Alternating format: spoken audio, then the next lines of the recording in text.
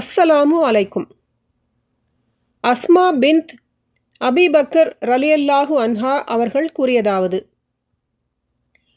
நபி ஸல்லல்லாஹு அலைஹி வஸல்லம் அவர்கள் என்னிடம், நீ தர்மம் செய்யாமல் பையை முடிந்து வைத்து கொள்ளாதே, அவ்வாறு செய்தால் இறைவனின் கொடை உனக்கு வழங்கப்படாமல் முடிந்து வைத்து கொள்ளப்படும் என்று கூறினார்கள். இந்த ஹதீஸ் இரு அறிவிப்பாளர் தொடர்களில் வந்துள்ளது.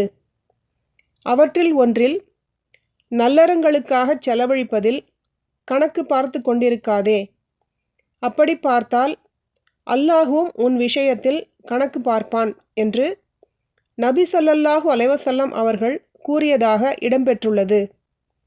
சஹீஹ் புகாரி 1433, அத்தியாயம் 24, ஜக்காத்தின் சட்டங்கள்.